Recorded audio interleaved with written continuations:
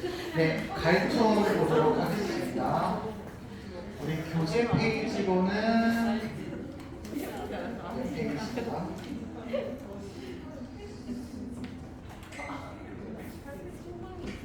교재 페이지로는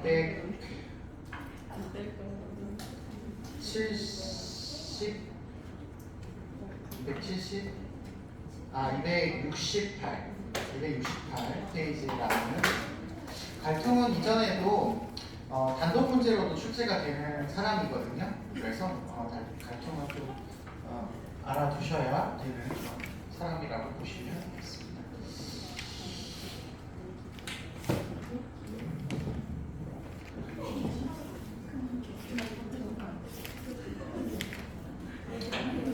요한 갈통이고요. 평화적 수단으로서의 평화.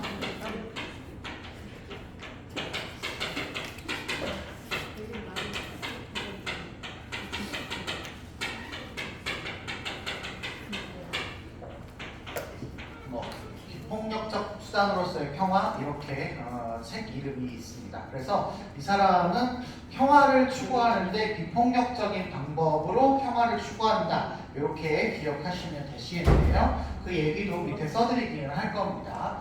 자, 일단은 이분은 평화 이론으로 굉장히 유명한 사람이고요. 오슬로인가요? 그 노르웨이에 있는 지역에다가 평화 센터를 만드신 분이고, 아시다시피 노벨 평화상만 노르웨이에서 시작을 하죠. 그게 이제 아마 갈등 때문일 거예요. 그래서 우리나라에도 이분이 여러 번 오시기도 하셨다고 제가 알고 있으십니다. 자, 이분의 그 평화에 대한 기초를 말씀을 드린다면, 평화의 의미가 뭐냐라고 얘기할 때 평화의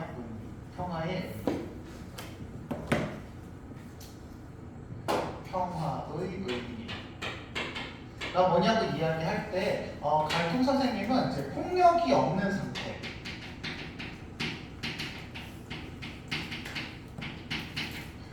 폭력이 제거된 상태를 평화라고 하기 때문에 갈등의 평화를 이해하기 위해서는 우리가 폭력이 뭔지를 또 알아야 되는 그런 상황이 되죠. 그래서 폭력을 좀 말씀드리자면 두 가지 차원이 있을 수 있는데, 하나는 이제 욕구, 기본적인 내가 하고 싶은 것들 아니면 기본적인 권리들이 침해된 상태를 폭력이라고 합니다.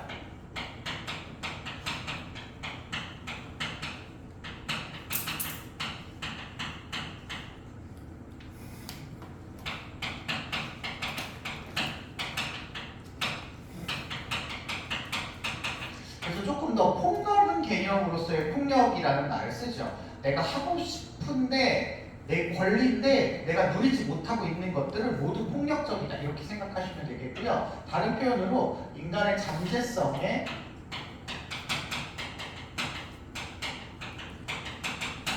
실현을 방해하는 것도 일종의 폭력이에요. 그래서 여러분이 뭘 하고 싶은데 사회 구조와 시스템이나 어떤 아이가 못하게 막는다, 이런 거 다 폭력적이다, 이렇게 생각하시면 돼요. 요즘 많이 나오는 그 뭐죠? 갑자기 또 단어가 생각이 안 나네. 친분을 가지고 그 아이한테 이렇게 강요하는 행위를 뭐라고 하죠? 가스라이팅. 이런 것들도 이제 다 폭력이다, 이렇게 하시면 될 것 같습니다. 그런데 이 평화는 반드시 비폭력적인 방법으로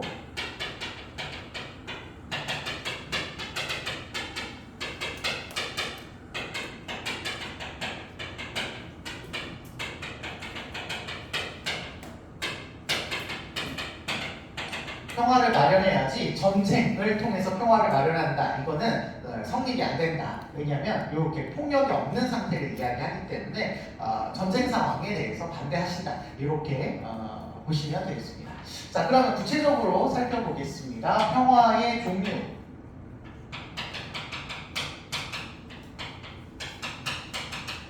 갈등은 평화를 두 가지로 구분을 하는데요. 첫 번째 평화가 소극적 평화입니다.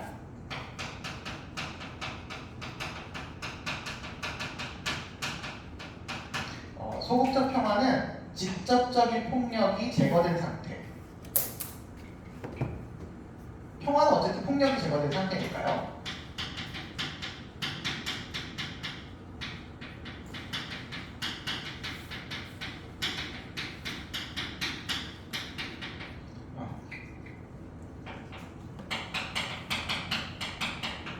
직접적이고 물리적인 폭력, 뭔가 그 사람한테 피해를 주는 그런 행동이 없으면 이거는 우리가 평화다 이렇게 얘기를 하는데, 그거를 우리가 소극적인 평화로 설명을 하시게 됩니다. 보통 이 누군가 때린다, 뭐 전쟁을 일으킨다, 그 사람의 마음에 상처를 준다, 이런 것들도 다 여기에 들어가거든요. 뭔가 상처가 남는 행위들은 다 여기 물리적, 직접적, 여기 폭력이라고 보시면 되겠고, 이런 것들이 없어져야 평화인데, 전쟁이 당연히 그러니까 얘네들은 없어야 되겠죠. 그런데 얘의 특징은 대체적으로 내가 어떤 결과를 내기 위해서 상대방을 때리는 경우나 뭐 폭력을 행사하는 경우가 많습니다.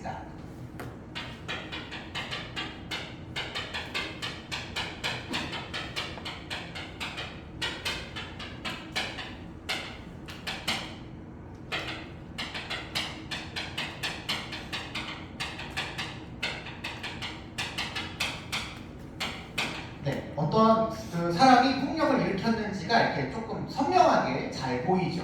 뭐 요즘 뭐 데이트 폭력 뭐 이런 거 많이 늘어나고 있어서 뭐 부산에 무슨 돌려차기 남이라든지 왜 이렇게 그런 사람들이 많은지 모르겠어요.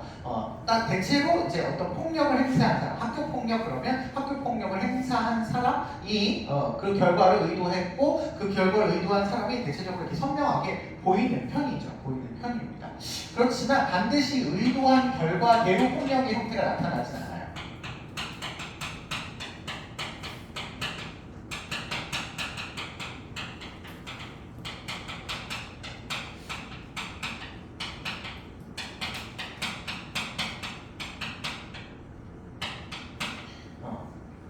어떤 사람이 누구 때리려고 했는데 나는 너의 어디만 때리려고 했는데 다른 부분까지 다쳤어? 이건 내가 의도하지 않았어? 그럼 나한테 책임이 없냐? 그렇지 않다라는 거죠. 여러 가지 의도하지 않은 결과가 산출되어도 어쨌든 그건 폭력이다 이렇게 생각하시면 됩니다.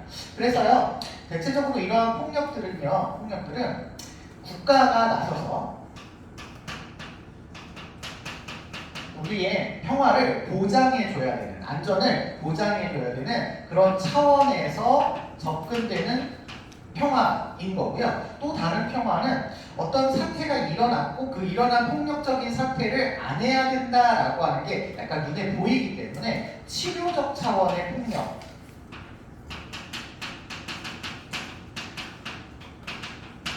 치료적 차원의 예방, 평화,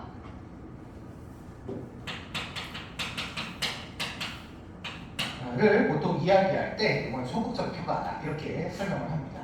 자, 그에 비해서 요것만 없어졌다고 해서 직접적으로 누가 날 때리지 않아, 직접적으로 나한테 상처 주는 아이가 없어, 이렇다고 해서 우리가 평화롭냐? 사실 그렇지 않을 수도 있다라는 거죠. 누군가 그 아이를 괴롭히는 사람이 없다 하더라도 그 사람이 평화롭지 않을 수도 있지요. 않을 수도 있는데, 그러한 평화를 우리가 적극적 평화라고 이야기하고요. 뒤에 나오겠지만 이 적극적인 평화는 곧 갈퉁이 얘기하는 진정한 평화입니다.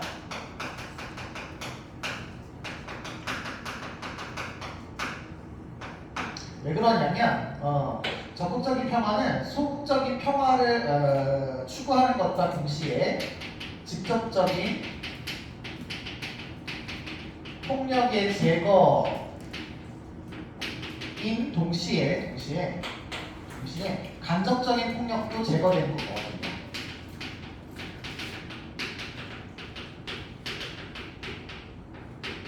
그래서 진정한 평화는 이게 두 개 다 없어져야지만 진정한 평화다 이렇게 얘기를 하고 있고요. 그러면 우리는 간접적 폭력이라고 하는 아이가 뭔지를 아셔야겠죠.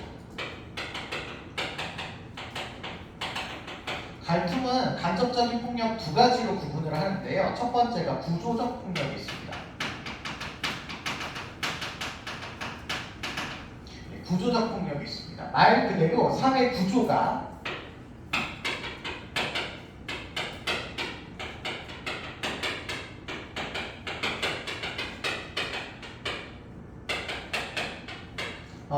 폭력적일 때입니다. 폭력적일 때.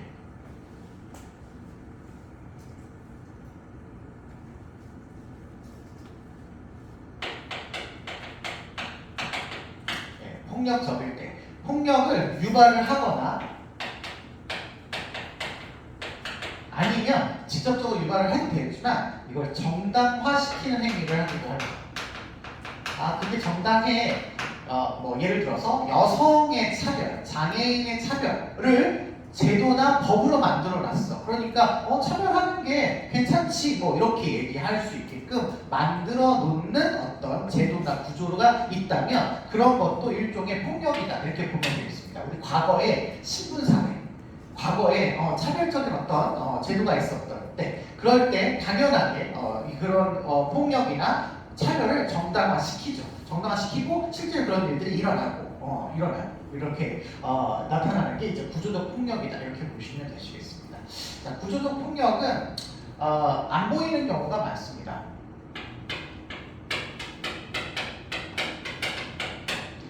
의도가 딱히 없어도 일어나는 경우가 많고요.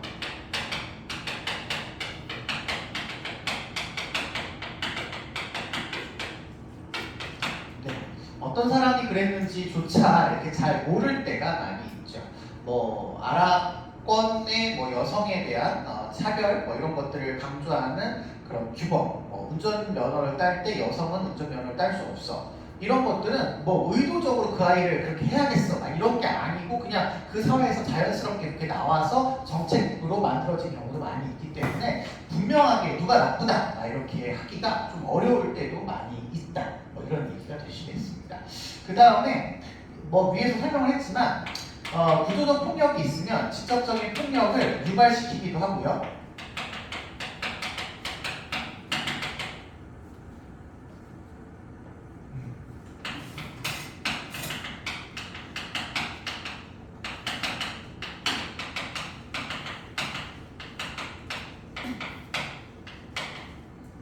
직접적인 폭력을 정당화하기도 하고요. 그걸 유발시키기도 하는 그런 역할을 하고 있으시죠. 그리고 이러한 폭력은 대체적으로 정치적인 측면에서는 억압의 형태로 억압의 형태로 나타나기도 하고 경제적인 측면에서 착취의 형태로 나타나고 문화적인 측면에서 소외의 측면으로 나타나기도 하죠. 근데 문화적 측면은 밑에 나와 쓰겠습니다. 정치적인 억압, 뭐 여성은 참정권이 없어, 뭐 이런 거 있잖아요. 그런 참정권의 제도에서 여성을 소외시키는 그런 제도나 구조가 있다. 그러면 그것도 일종의 폭력인 거고 보통 그런 사람들을 이제 정치적으로 이렇게 억압하게 되는 그런 결과를 가져오게 되죠.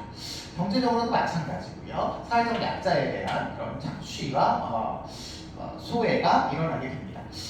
두 번째 간접적인 폭력은요, 문화적 폭력이 있습니다. 문화적 폭력.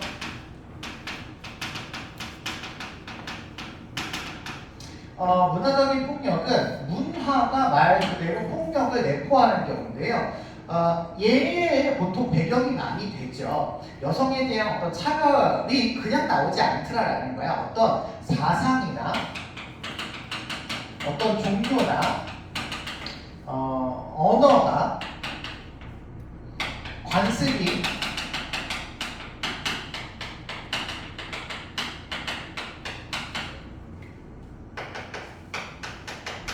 뭐 예를 들면 우리나라의 속담 중에 암탉이 울면 집안이 망한다 뭐 이런 거 있잖아요. 그런 것들이 암탉이 울면 안 되겠구나 라고 하는 그런 것들을 유발시키게끔 폭력성을 이미 담고 있다는 거야. 그래서 여성에 대한 차별을 정당화하는 구조로 혹은 여성에 대한 직접적인 폭력으로 나올 수가 있게 되는 그런 경우가 생기는 거죠. 언어, 이것도 그렇습니다.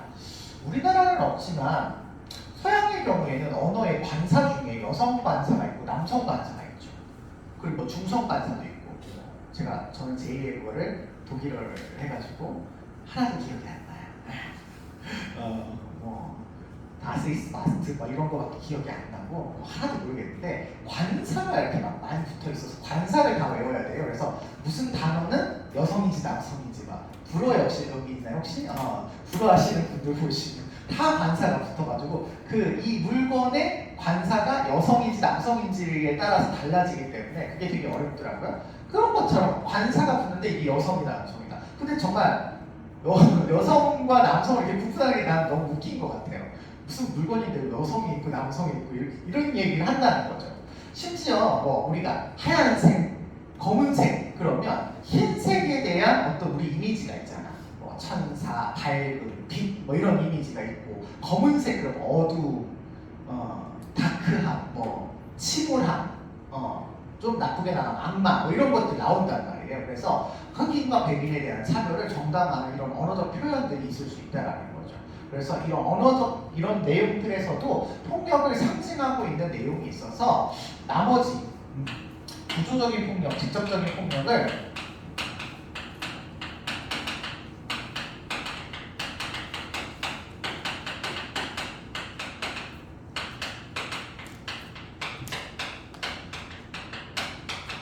정당화하는 그런 아주 얘가 제일 근원적인 폭력이라고 볼 수 있겠죠.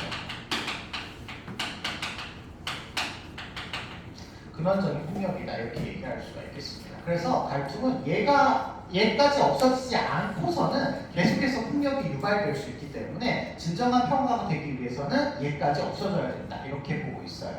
그래서 얘의 차원은 뭔가 직접적으로 누군가를 때리거나 괴롭히거나 이런 거는 아니지만 우리의 생활 속에서 폭력적인 걸 제거하기 위한 노력에서 이루어져야 된다고 해서 국가가 도와주는 게 아니라 사람 그 자체가 평화로운 상태를 유지하는 차원에서 이루어져야 된다. 그래서 인간 안보의 차원이다. 혹은 폭력이 유발되는 그 전제를 제거하는 거다라고 해서 예방적 차원이다.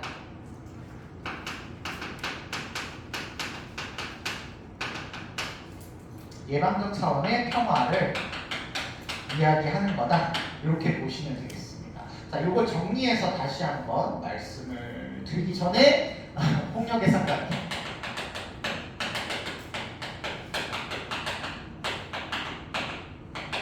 이렇게 해서 얘기를 하면 결국은 이게 갈등은요. 직접적인 폭력 그리고 간접적인 폭력에 해당하는 구조적 폭력, 문화적 폭력이 악의 세 축, 폭력의 세 축을 이루고 있다.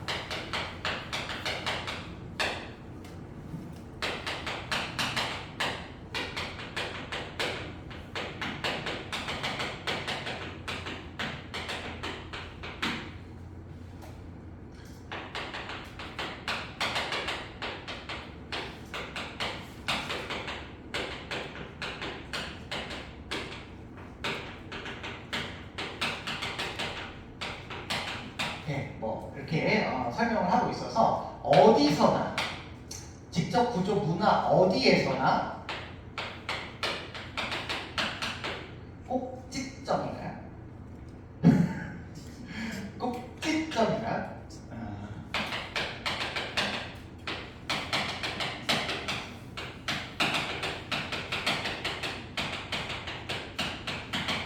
어디서나 폭력은 시작될 수 있어요. 문화적 폭력에서 시작될 수도 있고 간접적인 폭력 중에서 구조적 폭력에서 시작될 수도 있고 아니면 직접적인 폭력이 원인이 돼서 폭력이 시작될 수도 있어요. 어디서든지 시작될 수 있고 서로가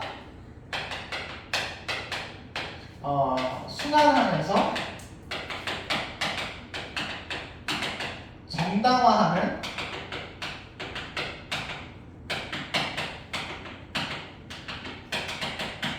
역할을 하는 아이들이에요. 그래서 이 삼각형의 꼭지점을 완전히 제거하지 않으면 폭력이 사라지지 않는다라고 이야기를 하고 계시는 분입니다.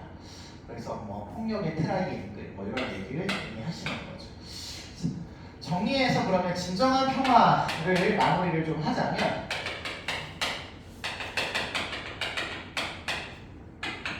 진정한 평화는 모든 폭력이 다 없어져야 됩니다. 직접적 폭력, 구조적 폭력, 문화적 폭력이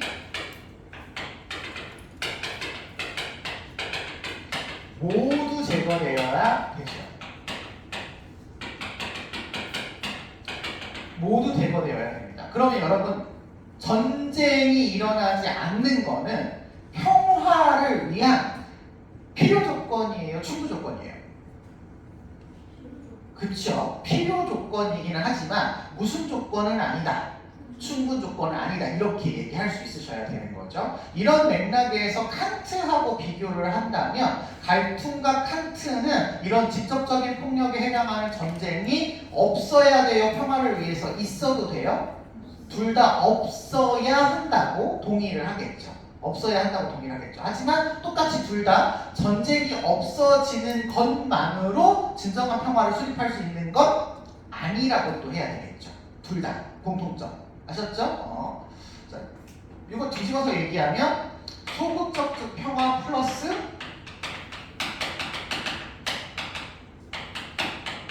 적극적 평화 가 이루어지는 상태여야 한다, 이 말로 우리가 얘기해 볼 수 있겠고, 또 하나가 네, 국가 안보의 차원에서 그치면 안 되고 여기에서 인간 안보의 차원으로 확대되어서 나가야 되는 거고요. 비슷한 표현으로 치료적 차원에서 그치면 안 되고, 필요는 한 거예요. 그치면 안 되고 예방적 차원으로 확대되어야 된다. 확대되어야 된다. 이런 얘기를 하셔서 진정한 평화를 얘기하시죠. 마지막으로 하나는 저거예요. 비폭력적인 방법을 써야 된다. 이런 얘기를 하신다라는 거 알아두시면 되시겠습니다. 내용이 그렇게 많이 있는 건 아닌데, 이분이 이제 평화 이론에 대한 이런 구체적인 얘기를 하신 분이어서 평가원은 조금 좋아하셔요. 그래서 간혹 한 번씩 출제를 하고 있습니다. 근데 그렇게 빈도수는 높지 않았는데 올해는 6월 모평에 나왔더라고요. 그래서 나올 수도 있다. 이렇게 알아두시면 될 것 같습니다. 칸트하고 둘이 나왔던 것 같아요. 자, 여기까지가 이제 국제관계를 살펴보는 그런 측면이었다고 한다면, 이제 우리가 마지막 주제 다는 안 할 거고요. 쬐끔만 하고 그냥 끝내드리고 우리 교재 보려고요. 마지막 주제가 이제 해외 원조 주제입니다. 해외 원조는 그냥 무조건 얘는 시험 문제 한 문제 나온다 생각을 하시면 되겠습니다. 해외 원조와 관련한 관점이 이제 중요한데, 그 관점이 이제 두 가지가 있을 수 있거든요. 하나는 자선의 관점이 하나가 있습니다.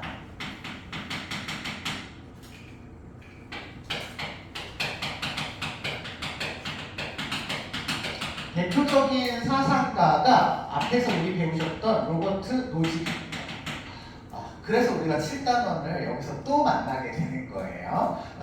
로버트 노직 그러시면 우리 아시다시피 무슨 권리로? 이런 얘기가 또 나온다고. 그래서 공부를 어차피 또 하셔야 돼요. 소유 권리로는 이렇게 할 수 있죠. 정당한 소유물에 대해서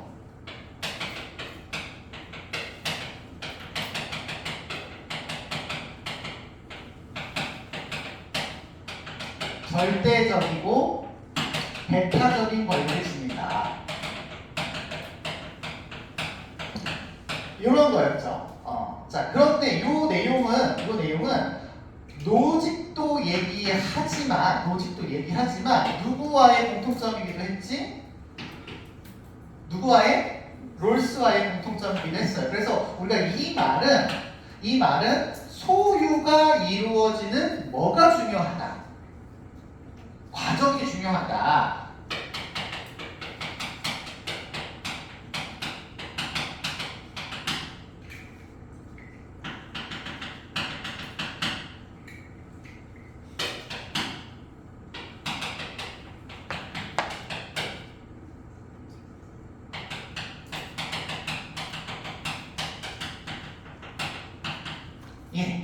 절차가 중요하다라고 하는 무슨 정의? 절차적 정의를 얘기하는 거였죠.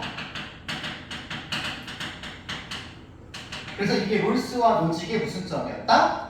공통점이었다. 그런데 롤스는 자기의 절차적 정의를 무슨 절차적 정의로? 순수 절차적 정의로 난 조금 달라 뭐 이렇게 얘기를 했죠. 그리고 노직의 절차적 정의는 롤스와 또 다르게 역사적 과정을 중시하죠. 역사적 과정을 중시하면서 동시에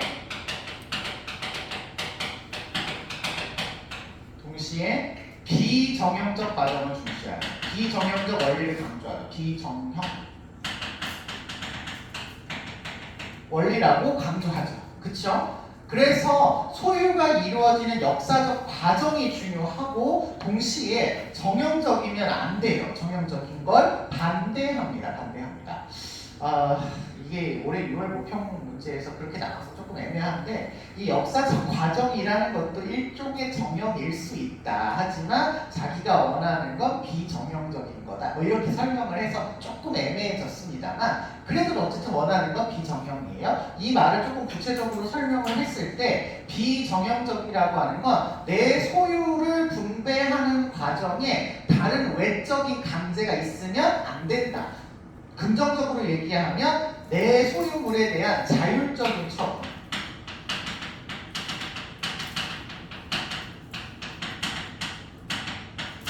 이걸 강조하는 거죠.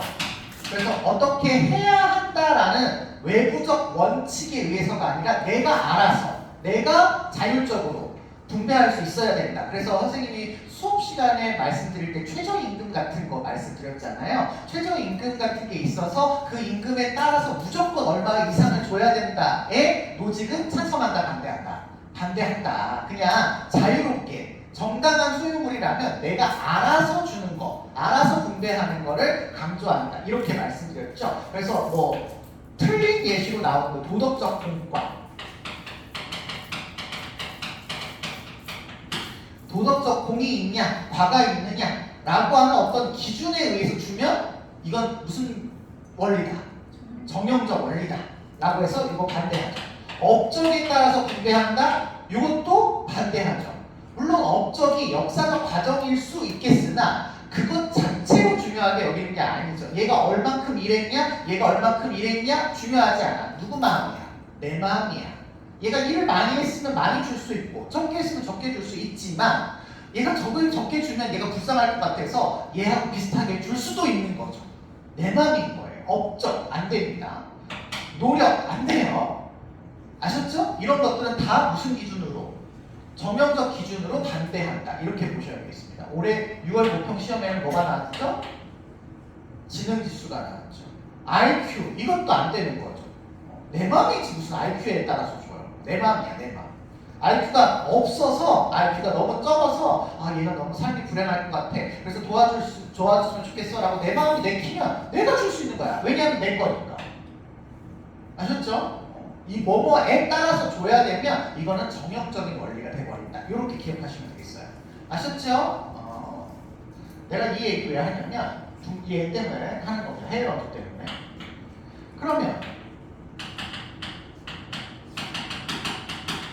해외 원조, 우리나라 바깥에 있는 사람을 도와줘야 하는 거는 강제로 도와줘야 할 의무로 해야 돼? 내 맘대로 해야 돼? 당연히 내 맘대로 해야 되죠.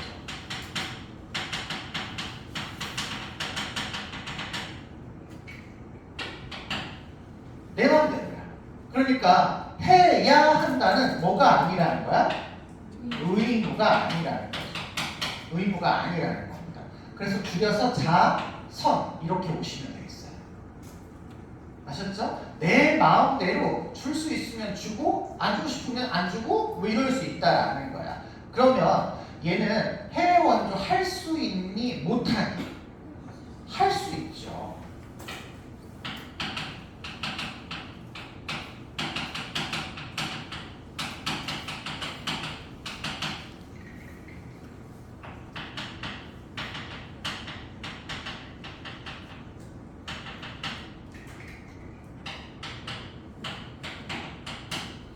자율적 선택으로 가능하고 뭐는 아니다. 의무는 아니다. 이렇게 보시면 되겠습니다. 자, 요게 이제 요 사람의 논리로 우리가 생각해 볼 수 있는 내용이었다면 두 번째 논리에 해당하는 거는 아니야.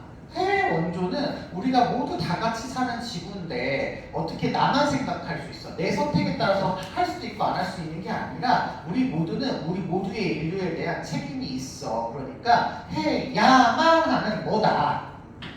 의무다라고 보는 관점이 있을 수 있습니다.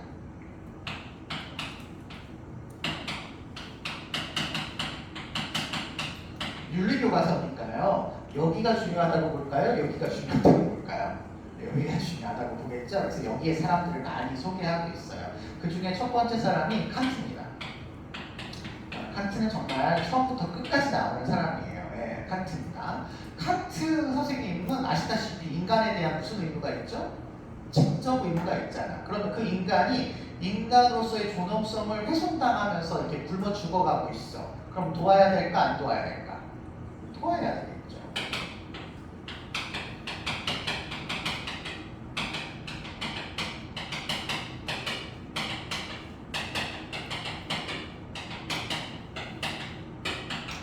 의무가 있기 때문에 해외 원조는 인간에 대한 마땅한 의무다 이렇게 보고 계십니다. 됐나요? 평화 의무였어요? 아니었어요? 의무였어요. 누가 내리는?